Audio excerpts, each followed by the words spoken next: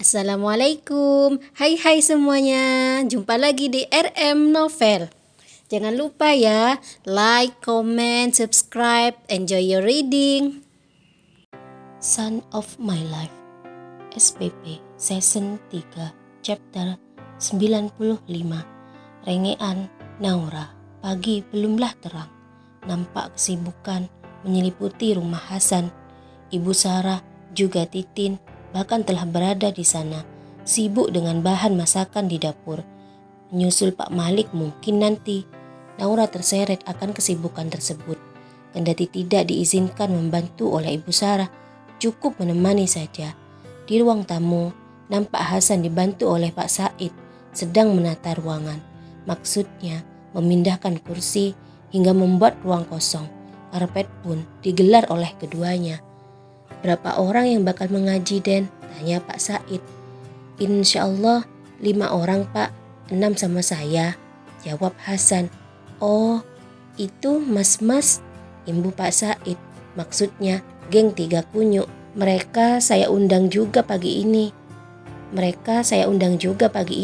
Tapi saya nggak maksa hadir. Khawatir mereka ada agenda akhir pekan sama keluarga mereka," ungkap Hasan. "Nanti malam bawa Pak Martin sama Pak Iska ya, Pak," tambah Hasan. "Baik, Den," sahut Pak Said. Menata tempat hampir selesai. Dari balik pintu ruang keluarga, Naura mengintip sang suami. Cukup sabar ia kala menunggu Hasan serta Pak Said selesai menata tempat. Dan begitu tempat rampung ditata, juga Pak Said pamit kembali ke kediaman Pak Malik, Naura muncul segera dari belakang. "Suamiku," ucapnya merengek. "Ada apa ini? Pagi-pagi sudah jadi ikan buntal," udah Hasan memancing emosi.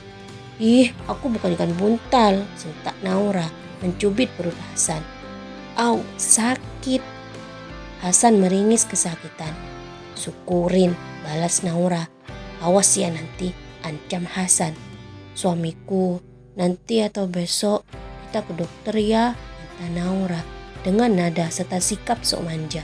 Padahal masih barusan ia bersikap culas. Seketika dahi Hasan rangset.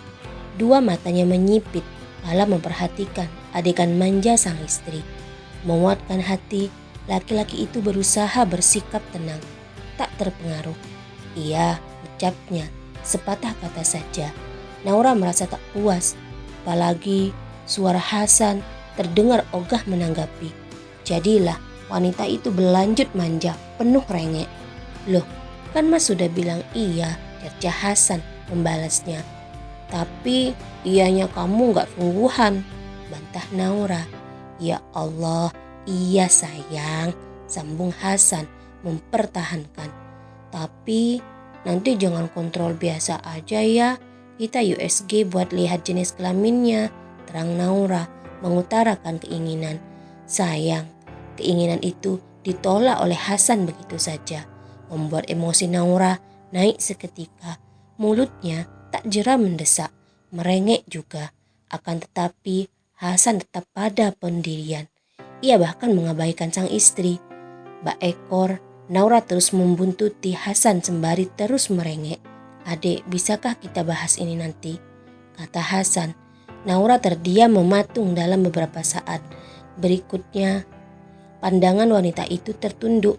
Berucaplah ia dengan suara terlampau rendah. "Oke." Kemudian berlalu begitu cepat dari hadapan Hasan. Bahkan laki-laki itu belum sempat membuka mulut menanggapi. Tidak berhasil membujuk Hasan, Naura bermanuver. Dengan tampang sekusut tisu, ia mendatangi Ibu Sarah di dapur. Mulanya Naura berdiri mengamati, membuat Ibu Sarah terpancing. Ia pun menegur Naura. "Tante," serunya setengah memelas nada suaranya. Oh, terpaksa Ibu Sarah menghentikan kesibukannya sejenak. Tak tega ia, berjalan tenang, ia datangi Naura yang berdiri sambil menyandarkan tubuh ke tembok, melipat kedua tangan. "Ada apa ini?" tegur Ibu Sarah mengamati.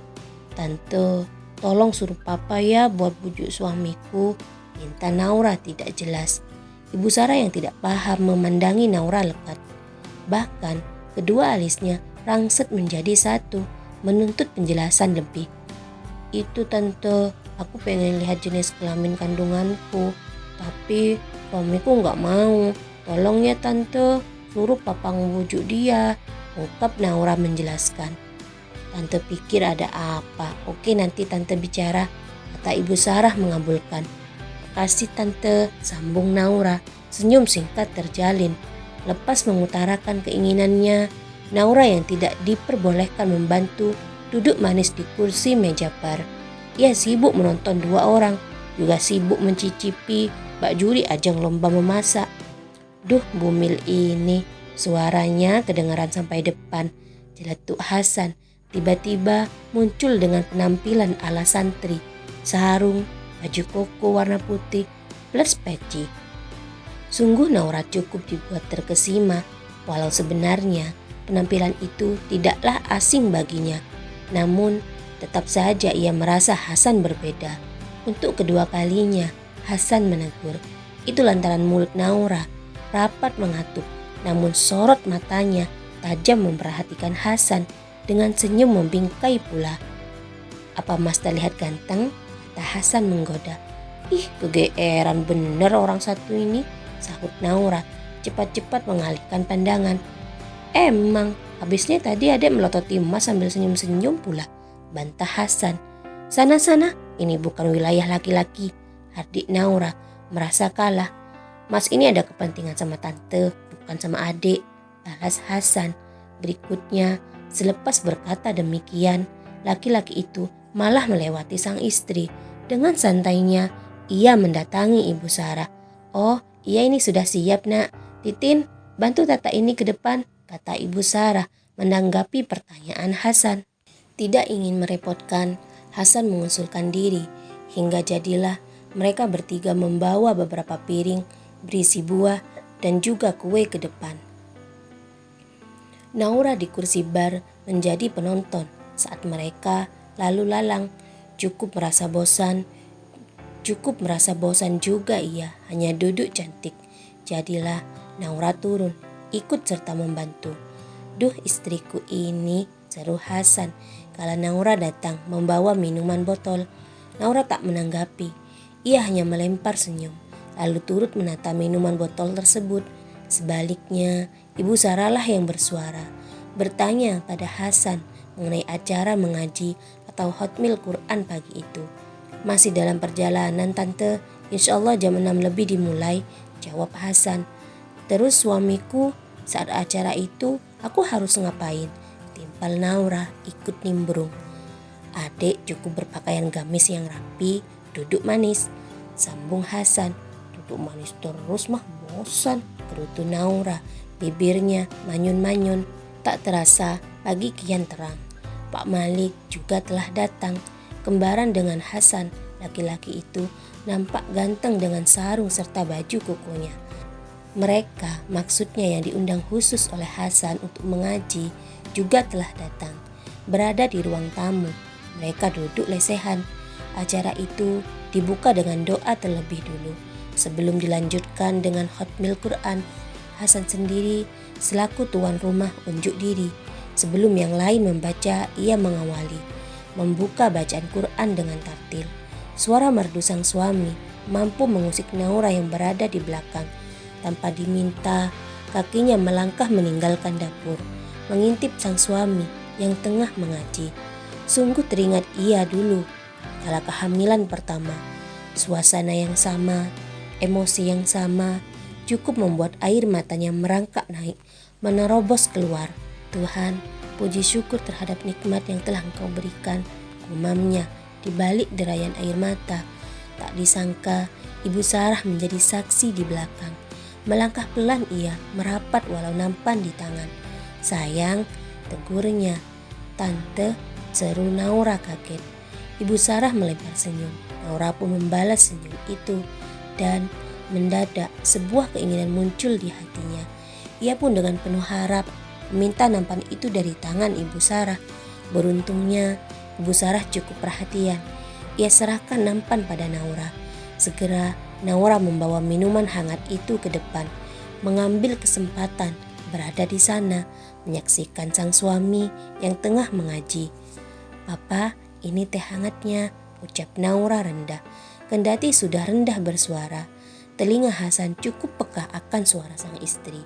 Spontan, laki-laki itu menoleh sejenak. Senyum ia hadiahkan pada Naura. Naura pun membalas senyum itu. Dan lewat isyarat, Hasan meminta Naura tidak berlalu. Jadilah Naura bergeser ke sisi Pak Malik, duduk berdampingan sembari memfokuskan pandangan pada Hasan yang tengah mengaji. Mungkin hanya separuh juz saja Hasan menyumbangkan suara, maksudnya mengaji. Selanjutnya ia serahkan pada 4 orang tahfidz yang diundang. Dalam diam laki-laki itu bergeser, merapatkan diri pada Naura terkhusus. Lalu masih dalam diam, tangannya mendarat di perut sang istri. Ia usap perut itu sembari membaca sholawat, juga doa dalam hati. Naura hanya diam mengamati, juga merasakan hangatnya sentuhan tangan sang suami. Dan tak disangka, kepala Hasan bergerak rendah, mendarat tepat di perut Naura, masih dalam kebisuan mulut.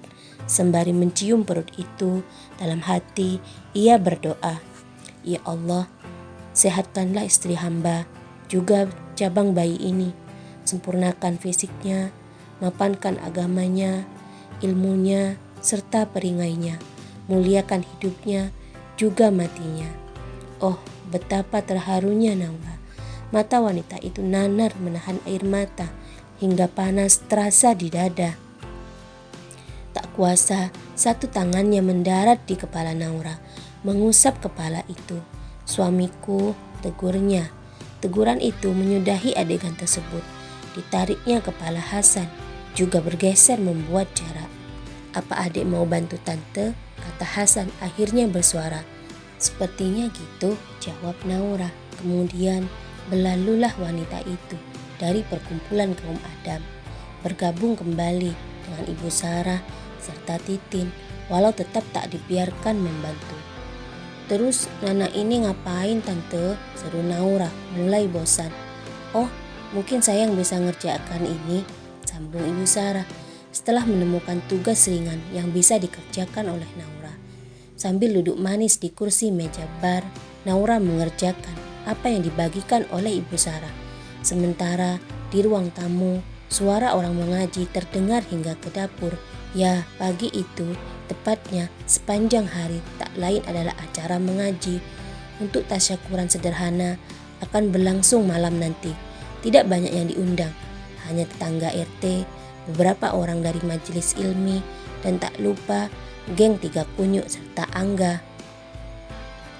Selesai sudah acara tasyakuran sederhana yang digelar oleh Hasan dalam rangka 4 bulanan kehamilan sang istri malam itu.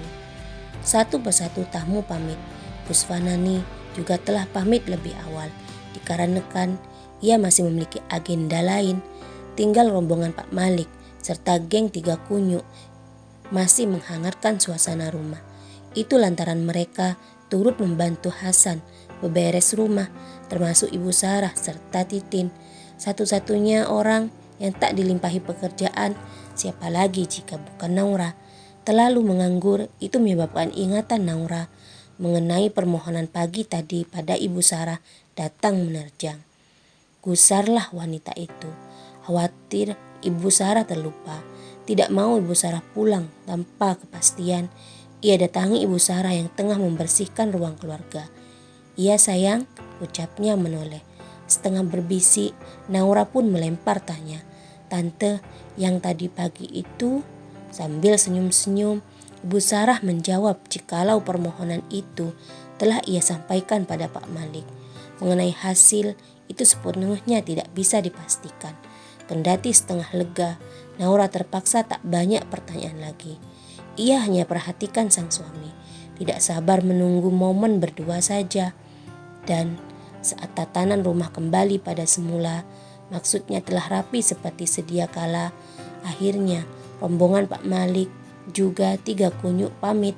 Sebelum meninggalkan rumah, Pak Malik masih menyempatkan diri menasihati sang anak, juga mengingatkan untuk menjaga kesehatan.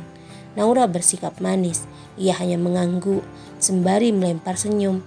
Namun saat mereka telah tiada, sikap manis itu berubah rada rewel serta cerewet, membuat telinga Hasan panas mendengarkan tiap rengekan wanita itu. Apa yang direngekkan oleh Naura? Apalagi jika bukan menyangkut pemeriksaan kandungan. Dan itu membuat Hasan jengah. Alih-alih tidak menanggapi, Hasan memilih berlalu dari hadapan Naura.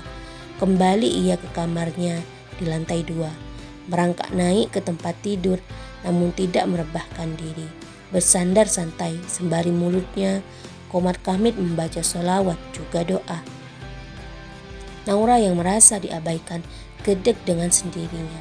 Langkah wanita itu terlampau cepat kala menyusul sang suami. "Suamiku," tegurnya lagi-lagi merengek. "Apa sih adek?" "Itu." "Ya Allah sayang, jenis kelamin itu tidak penting. Yang penting adek sehat, kandungannya juga sehat," timpal Hasan. "Setidaknya kalau kita ngerti, kita kan bisa nyiapin perlengkapan bayinya," bantah Naura. Hasan menghela nafas, ingatannya tertuju pada Lucy. Setelah menemani wanita itu berbelanja, sikap Naura menjadi rewel. Asumsi Hasan, pastilah sang istri terpengaruh. "Sini adek sama mas," perintah Hasan, memberi kode lewat tangan. Walau tak sudi berdekatan, Naura seret dirinya mendatangi sang suami. Dengan muka masam, ia duduk di tepi kasur. "Yuk sholawat dulu biar hatinya gak panas." Rasa-rasanya adek ini mulai kendor imun hatinya, celetuk Hasan menambah kedongkolan Naura. "Aku gak butuh tausiah," balasnya dengan berani. Hasan hanya melempar senyum. Baginya, berdebat di waktu, di suasana yang demikian hanya akan menguras emosi, menegangkan urat saja. Alih-alih menanggapi, ia tarik Naura lebih mendekat. Lalu tangan kanannya mendarat di perut sang istri. Ia usap itu perut sembari mulutnya melantunkan sholawat dengan suara ringan. Mulanya dada Naura masihlah dongkol terasa. Panas menahan emosi, namun lama-kelamaan emosi itu mulai mendingin. Itu lantaran telinganya terusik akan bacaan sang suami. Terlebih suara Hasan. Spontan tanpa disadari, tangan Naura terdampar di pipi Hasan. Ia usap pipi itu seraya berkata, "Gantengnya suamiku ini." Oh, telinga Hasan mekar dadakan. Senyum terbingkai manis di wajahnya, sementara mulutnya tak kuasa tak menanggapi. "Barunya darah ini kalau mas ganteng," jeletuknya menyentak kesadaran Naura. Ia yang tadi telah terhipnotis, kini kembali pada dirinya. Mulut mungilnya dengan pedas membalas celetukan Hasan. "Gampang banget ya gede kepala," sindir Naura. "Loh, tadi yang muji mas? Terus sebenarnya mas ini ganteng apa enggak sih bagi adek?" balas Hasan. Meminjam kata-katanya Mbak Siti, "Suamiku ini gantengnya manis," kata Naura menggoda sang suami. Hasan tersipu. Wajahnya merona mendapati pujian yang baru pertama kali terlontar dari mulut Naura. Bukannya tidak pernah memuji, hanya saja kata ganteng manis itu terbilang baru. "Masa sih? Lantas bagian mana yang paling ganteng manis buat adik?" lanjut Hasan mengikuti alur. Bagian ini," jawab Naura menyentil hidung Hasan. Senyum mengembang lebar. Tangan Hasan mengusap sendiri hidungnya yang disentil barusan. Geli mendapati sang suami tersipu, Naura bertambah semangat menggoda. Ia dorong dirinya kian merapat.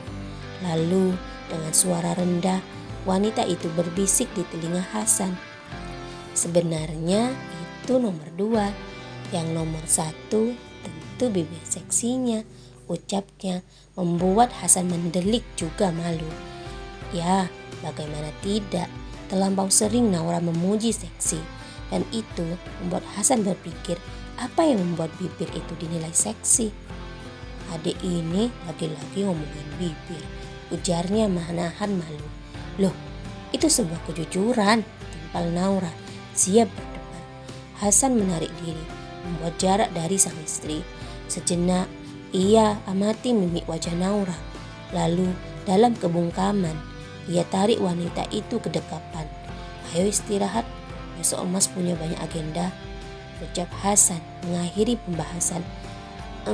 Tapi aku belum ngantuk," timpal Naura. "Tapi ini sudah malam," sahut Hasan.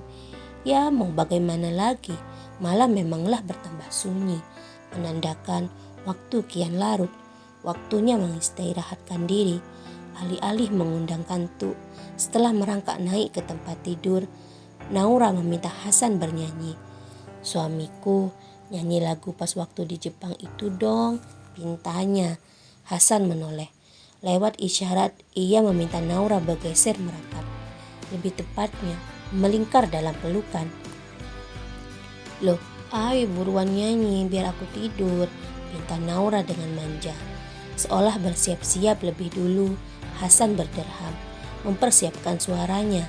Berikutnya, sembari mengetatkan pelukan, laki-laki itu mulai bernyanyi. "Hatiku meleleh rasanya," seru Naura tiba-tiba. Seketika, nyanyian terhenti. Geli juga Hasan mendengarkan pengakuan tersebut. Mulutnya serasa gatal untuk menanggapi. "Dasar wanita, kini aja udah meleleh," adiknya memprovokasi.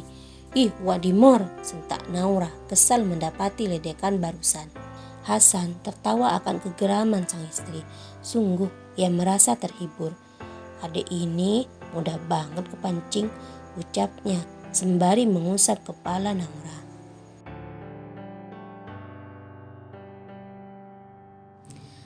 Sekian cerita dari episode hari ini. Terima kasih. Jangan lupa like, komen, share, serta subscribe. Tunggu ya episode selanjutnya.